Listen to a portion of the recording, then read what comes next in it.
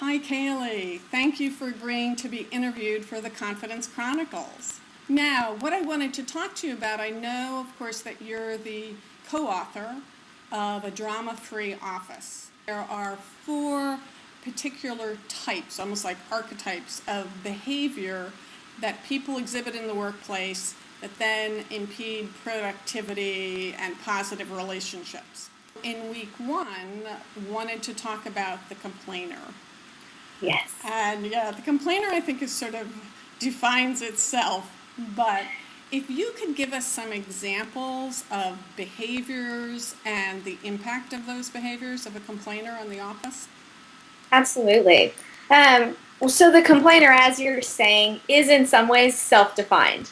That the primary thing that complainers do is complain. The other ways that that shows up is you'll often see a complainer where they're in a space of they're gossiping or they're blaming, but in that victim-y, martyr kind of way. Mm-hmm. So a lot of the things that we see is that they can be a bit of a crybaby, okay, or they can be a whiner. The other thing that I think shows up a lot with all drama types actually, but certainly with the complainer, is it gets contagious. So if you took all the time, all the energy that people are presently spending complaining, mm-hmm, talking about why things can't be done, right, that you took all that energy instead, got curious about, well, what could be done?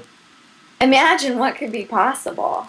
What do you recommend in the book and in your work for how you get the complainer on your side? It's a great question. The tips that we recommend in the book, they come from having worked with, I think we talked with 3,000 CEOs, and between my co-author Jim Warner and myself, we've worked with hundreds of teams. And what we really see is that you have to let the complainer express what they're saying. So you have to let them complain once. When they go to complain a second time, you can stop them and say, hey, so I really understand that this is your concern. And now let's switch gears, right? Let's talk about options. So let's brainstorm, what do you think could be different? What ideas do you have? One of the reasons that complainers complain is because they're afraid. They're afraid, if I take responsibility for this and it doesn't work out, I've never really faced adversity before where it didn't work out to know, okay, how do I recover? For more information about the work we do with teams and about the book, the website is The Drama Free Office. So it's just www.dramafreeoffice.com. And one of my favorite features on the website is we created a free online assessment.